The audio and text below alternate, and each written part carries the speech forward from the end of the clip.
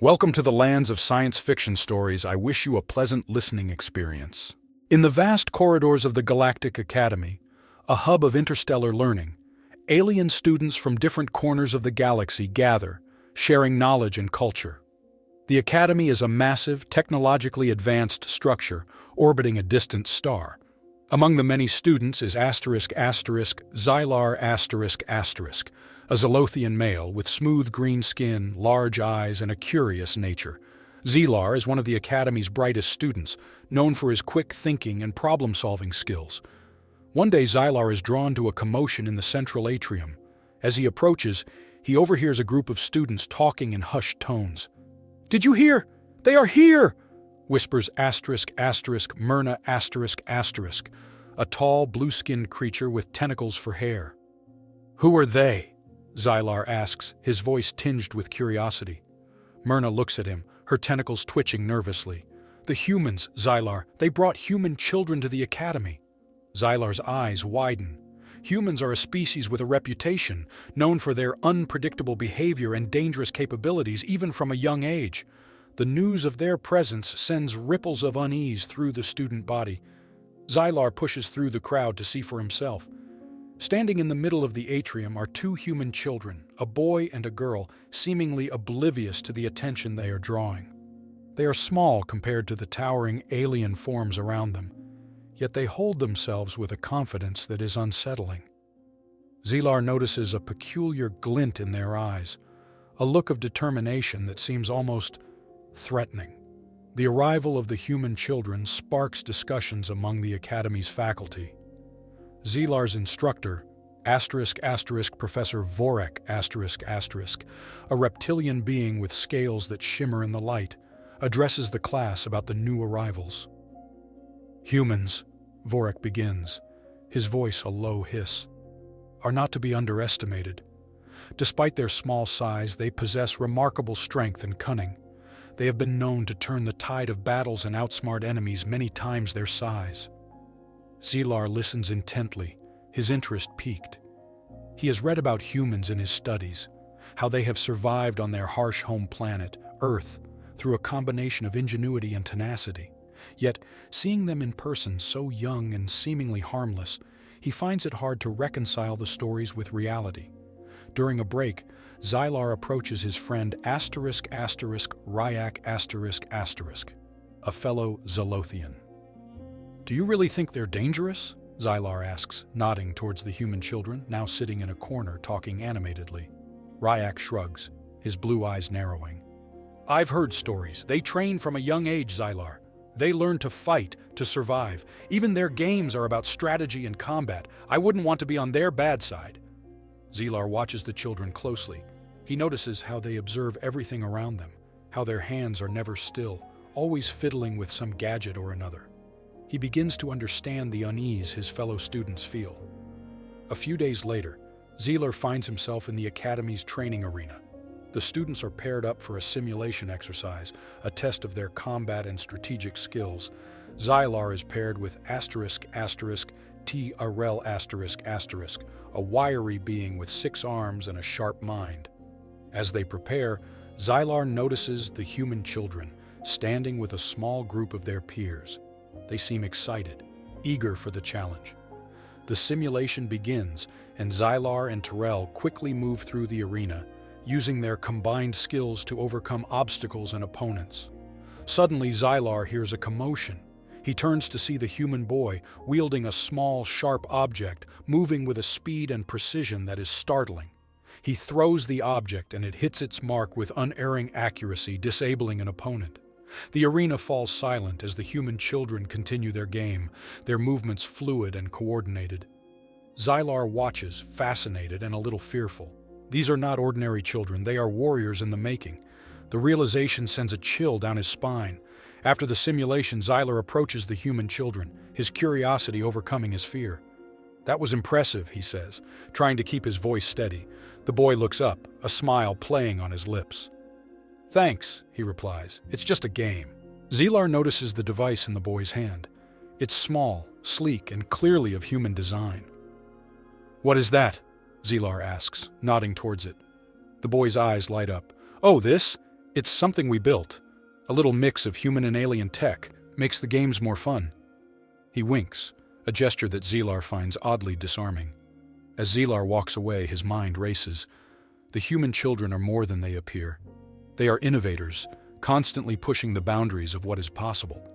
He begins to understand why the galaxy fears them, why even in their youth they are seen as a threat. A week later, Zlar finds himself in another simulation, this time a more advanced one, designed to test the limits of the students' abilities. As the exercise progresses, Zlar and Tyrell face off against the human children. The tension is palpable, the air thick with anticipation. Suddenly, the human girl activates the device. A pulse of energy radiates from it, disorienting Zlar and Tyrell, throwing them off balance. The humans move in, their actions precise and calculated. They disable Zlar's team with ease, their movements a blur. Before Zlar can react, the simulation is terminated. Professor Vorek steps forward, his eyes narrowed in anger. "What is the meaning of this?" he demands, looking at the human children. The boy steps forward, his expression unrepentant. "We were just playing," he says, his voice calm. "It's just a game." Vorek's gaze hardens. "This is no game. You are using unauthorized weapons. This behavior will not be tolerated." The boy shrugs, a hint of defiance in his eyes. "We're just pushing the limits. Isn't that what we're here for?" As Zlar watches the human children leave, a new understanding dawns on him. These children are not just students. They are a force to be reckoned with. Their presence at the Academy is a reminder that the galaxy is changing, that new powers are rising.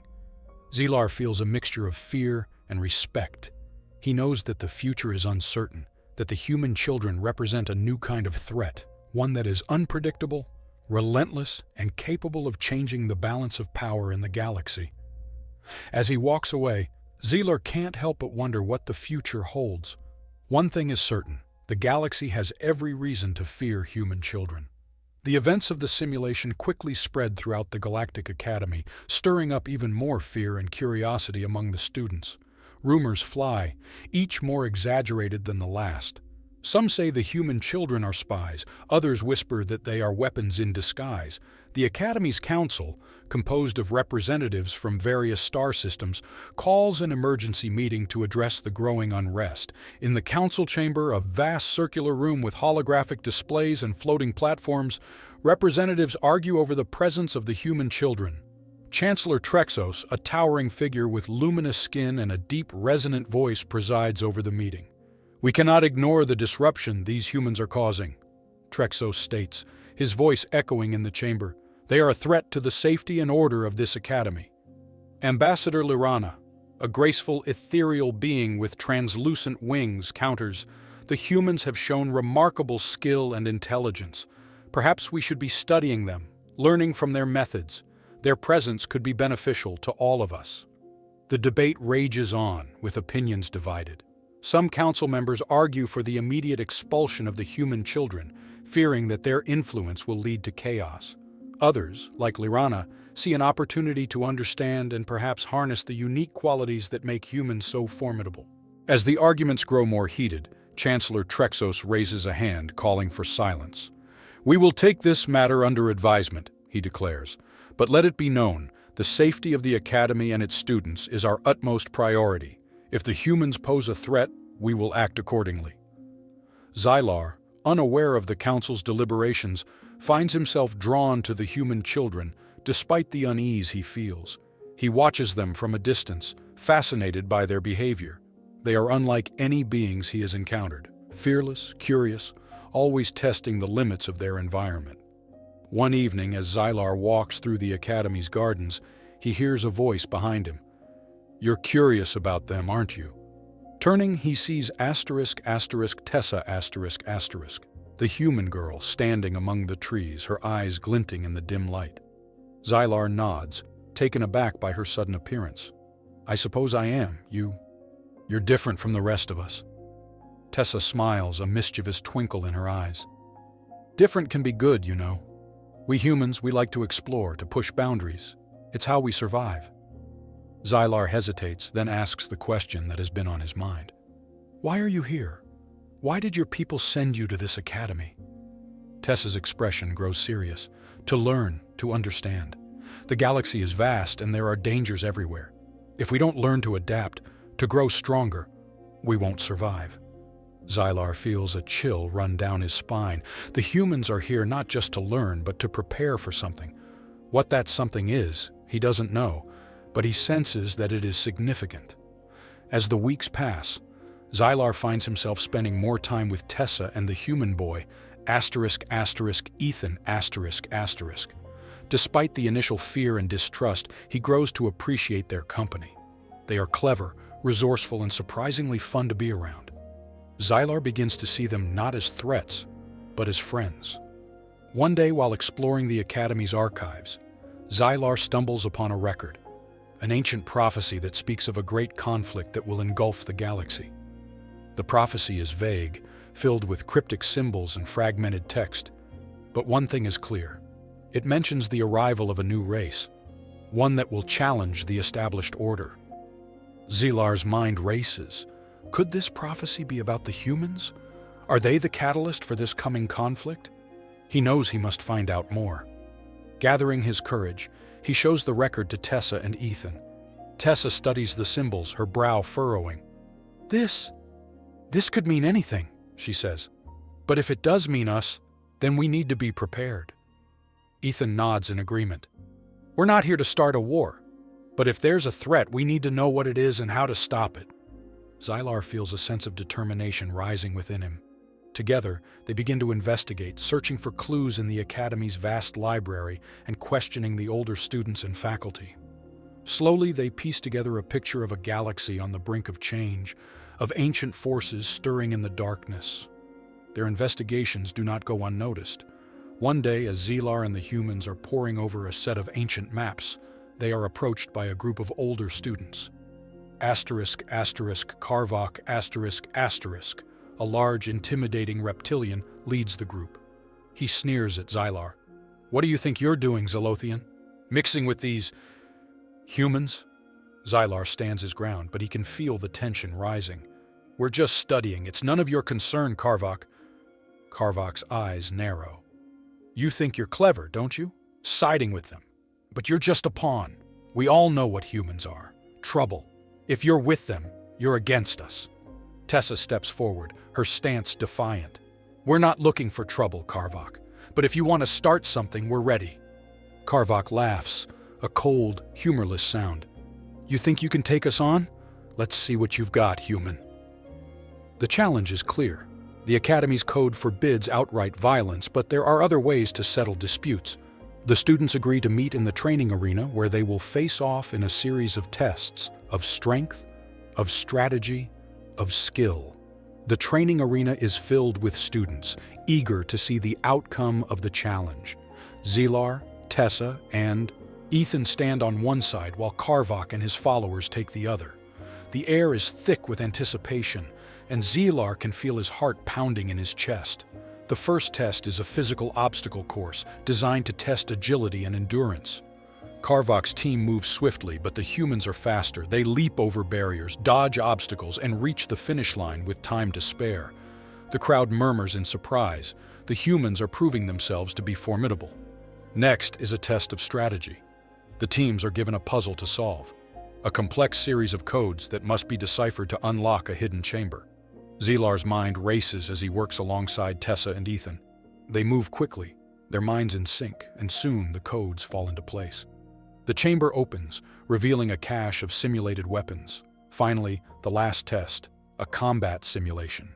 The teams are equipped with training weapons and pitted against each other in a mock battle. Xylar feels the adrenaline surge through him as he fights alongside his friends. The humans move with a precision that is almost mechanical, their every strike calculated and effective. Despite their best efforts, Karvok's team is overwhelmed. They fall back, unable to match the humans' speed and coordination. As the simulation ends, the crowd erupts in applause. Xylar feels a surge of pride and relief. The outcome of the challenge sends shockwaves through the Academy. The humans have proven themselves, and the fears of many are laid to rest. Xylar finds himself at the center of attention, his alliance with the humans making him a figure of intrigue. Chancellor Trexos calls a meeting of the council to discuss the events. It is clear, Trexos announces, that the human children are a valuable addition to this academy. They bring with them new perspectives, new skills. We must not fear them, but embrace the opportunity they represent. The council agrees, and the humans are officially welcomed as full members of the academy. Zlar feels a sense of accomplishment. He has forged a bond that transcends species, that proves that even in a galaxy filled with diversity, understanding and cooperation are possible. As he walks through the academy, his human friends by his side, Zlar looks to the future with hope. The galaxy is changing, and with it comes new challenges and new opportunities. Together they will face whatever comes, ready to prove that they are stronger, united. But even as Zlar and his friends celebrate, a shadow falls over the academy.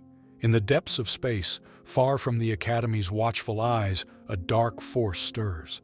An ancient enemy, long thought defeated, is awakening. They have heard of the humans, of their strength and cunning, and they see a threat that must be eliminated. A message is sent, a warning, a promise of what is to come. The galaxy will soon be plunged into chaos, and the humans, with their unpredictable nature, will be at the center of it all. As Zlar lies awake in his quarters, he feels a sense of unease. He knows that their victory in the arena was only the beginning. A greater challenge looms on the horizon, one that will test them all. But he is ready. With his friends by his side, he knows they can face whatever comes. For in the end, it is not the strength of their arms or the sharpness of their minds that will see them through, but the bonds they have forged. And Zlar knows, with a certainty that fills him with hope, that those bonds will hold. Weeks pass, and life at the Galactic Academy returns to a semblance of normalcy. Zlar and his human friends continue their studies, delving deeper into the mysteries of the galaxy. They spend long hours in the archives, uncovering forgotten histories and ancient technologies. Despite the initial apprehensions, the other students begin to warm up to Tessa and Ethan, intrigued by their resilience and ingenuity. One evening, while browsing through an old data file, Zlar comes across a series of encrypted messages. The files are ancient, predating the Academy's founding. Intrigued, he calls Tessa and Ethan to join him. Together, they work to decode the messages, their fingers flying over the holographic interface. As the encryption breaks, a series of holograms flicker to life. They depict a time long forgotten, a war that raged across the galaxy, leaving destruction in its wake. The enemy is shrouded in darkness, their forms indistinct, but their power is evident. The holograms show planets burning, fleets destroyed, and civilizations falling into ruin. Zlar's eyes widen as he recognizes one of the symbols, the same symbol from the prophecy he found weeks earlier. This is connected, he whispers, his voice filled with awe and dread. The prophecy, the humans, this ancient war, it's all connected. Tessa nods, her face grim. These aren't just stories, Zlar. This is a warning. Whatever this enemy is, they haven't been defeated. They're still out there, and they're coming. Ethan leans in, his voice low. We need to find out more. If this enemy is coming back, we need to be ready. We need to know what we're up against. Determined, the trio dives deeper into their research, uncovering more about the ancient war and the enemies that once threatened the galaxy. They learn of a race known as the Vrill, beings of immense power who once sought to dominate the galaxy. The Vrill were defeated, but at great cost. The records speak of a final battle, a desperate alliance of species who banded together to push back the darkness. But the records are incomplete, fragmented. Many details are missing, lost to time. Zlar knows they need more information, but the answers are elusive, hidden in the mists of history.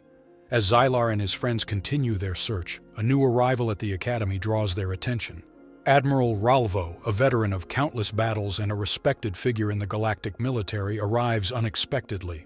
Ralvo is a figure of authority, with a stern demeanor and a reputation for strategic brilliance. His presence at the Academy is unusual, and it sets tongues wagging. Zlar watches as Ralvo meets with the Council, their discussions shrouded in secrecy. He senses that something significant is happening, something that could change the course of their lives. Determined to find out more, Xylar convinces Tessa and Ethan to help him gather information. They shadow Ralvo, listening in on conversations, piecing together bits of information. They learn that Ralvo is not here for diplomatic reasons. He is here to prepare for a war that many believe is coming.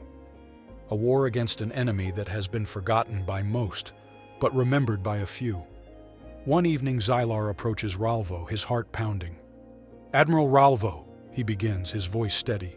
"We know about the Vrill. We know they're coming back. We want to help." Ralvo studies Xylar for a moment, his expression unreadable. "You are brave to speak of such things," he says finally. "But bravery alone is not enough. The Vrill are not an enemy to be taken lightly. They are ancient, powerful, and they will stop at nothing to conquer the galaxy." Xylar feels a chill run down his spine. "Then we need to be ready. We have to unite, to fight back. We can't let them win." Ralvo nods, a faint smile playing at the corners of his mouth. "You have the heart of a warrior, Xylar. But heart alone will not win this war. We need knowledge, strategy, and allies. We need to learn from the past if we are to survive the future." With Ralvo's support, Xylar and his friends begin to prepare. They study the ancient battles, learning the tactics that were used to defeat the Vrill. They train tirelessly, honing their skills, learning to fight as one.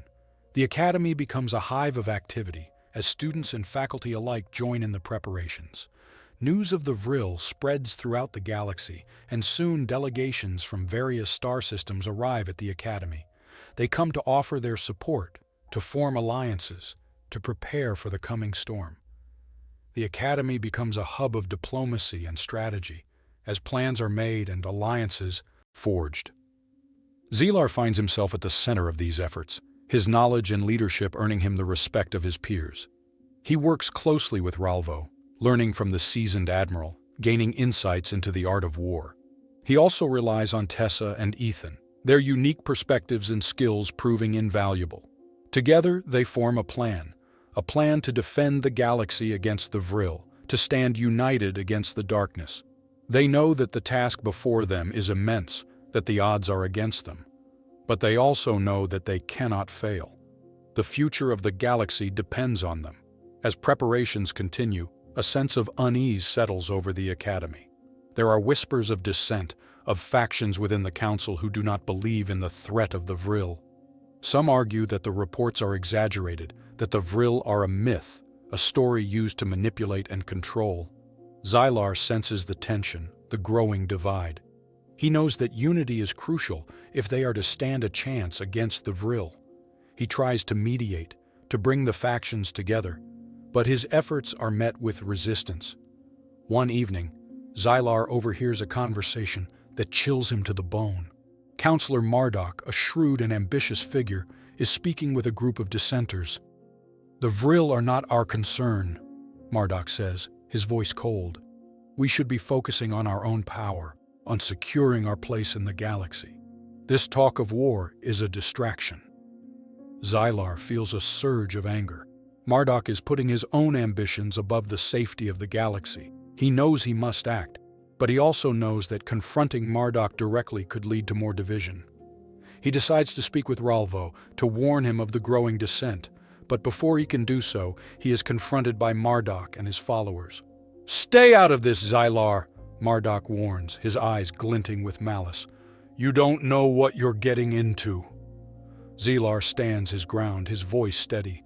"I know that the Vrill are coming, and I know that if we don't stand together, we will fall. All of us." Marduk's expression hardens. "Then you're a fool, and fools don't last long in this galaxy." The tension at the academy reaches a breaking point. Marduk and his followers openly challenge the preparations for war, calling for a vote to disband the alliance and focus on internal matters. The council is divided, and the debate grows heated. Xylar watches as Ralvo steps forward, his voice calm but commanding. "The Vrill are real," Ralvo declares. "They are a threat to all of us. If we do not prepare, we will be destroyed. This is not a time for petty politics. This is a time for action." Marduk sneers, his voice dripping with contempt. "You speak of threats, but where is the evidence? Where is this so-called enemy? I see nothing but shadows and fear." As if in answer, a tremor shakes the academy. The lights flicker and alarms blare. A voice echoes through the halls, cold and mechanical. "Intruder alert! Intruder alert!" Zilar's heart pounds as he realizes what is happening. The Vrill are here. They have come, and they are attacking. The council chamber erupts into chaos as the students and faculty scramble to respond. Zilar and his friends rush to the defense, their training kicking in. They fight alongside Ralvo, repelling the Vrill forces, their resolve unwavering. As the battle rages, Zilar confronts Marduk. "You wanted proof?" he shouts, his voice filled with fury. "Here it is. The Vrill are real, and they are here." Marduk's face pales as he realizes the truth. He stumbles back, fear in his eyes. I didn't know," he stammers. Zilar shakes his head, his voice cold. "You didn't want to know. You were too focused on your own power. And now, because of you, we are not ready." Marduk is silent, his eyes filled with shame. He knows that he has failed, that his ambition has cost them precious time. The Vrill attack with a ferocity that takes the defenders by surprise. They are relentless, their forces swarming through the academy, overwhelming the students and faculty. Zilar fights with all his might, his heart pounding in his chest. He can feel the fear, the desperation, but he refuses to give in. Beside him, Tessa and Ethan move with deadly precision, their human instincts and training coming to the fore. They fight as one, their movements coordinated, their strikes lethal. They are a force to be reckoned with, their determination unyielding. Ralvo takes command, rallying the defenders, organizing the resistance. His voice rings out over the chaos, calm and authoritative. "Hold the line! Do not let them break through!" The battle rages on, the academy filled with the sounds of conflict. Zilar feels the strain, his muscles aching, his energy waning. But he pushes on, driven by a determination that burns in his chest. As the Vrill forces press forward, Zilar spots a figure in the distance, a Vrill commander directing the attack. He knows that if they can take down the commander, they can turn the tide of the battle. With a nod to his friends, Zilar charges forward, his weapon raised. Tessa and Ethan follow, their movements swift and sure. Together, they engage the commander, their strikes coordinated, their resolve unbreakable. The battle is fierce, the Vrill commander a formidable opponent, but Zilar fights with a strength he didn't know he had, driven by the knowledge that this is their chance, their moment. With a final, powerful strike, he brings the commander down, the Vrill falling back in disarray. With the fall of the Vrill commander, the tide of the battle turns. The defenders rally, pushing back the invaders, driving them from the academy. The Vrill retreat, their forces scattered, their attack repelled. Zilar stands in the aftermath, his body aching, his mind reeling. He feels a surge of relief, a sense of victory. But he knows that this is only the beginning. The Vrill have been repelled, but they will return. They are a threat that will not go away, a darkness that will not be easily vanquished. As the academy begins to rebuild, Zilar and his friends gather, their faces filled with determination. They have faced the enemy and survived. They have proven themselves not just to the galaxy, but to themselves. Ralvo approaches, his expression one of respect. "You fought well, Zilar," he says. "You have the makings of a great leader." Zilar nods, his heart filled with a sense of purpose. "This is just the beginning," he says. "The Vrill are still out there, and we have to be ready. We have to stand united, to fight for the future of the galaxy." As he speaks, Zilar feels a glimmer of hope. The galaxy is vast, filled with countless dangers, but it is also filled with allies, with friends, with those who are willing to stand together, to fight for what is right. And Zilar knows, with a certainty that fills him with strength, that they will not stand alone. They will face the darkness, and they will prevail. For the bonds they have forged are strong, their resolve unbreakable. The future is uncertain, the path ahead filled with challenges. But Zilar and his friends are ready, their hearts united, their spirits unyielding. The galaxy has every reason to fear human children, but it also has every reason to hope. For in the end, it is not the darkness that defines them, but the light that they bring. And Zlar knows, with a faith that fills him with hope, that they will shine. Welcome to the lands of science fiction stories. I wish you a pleasant listening experience.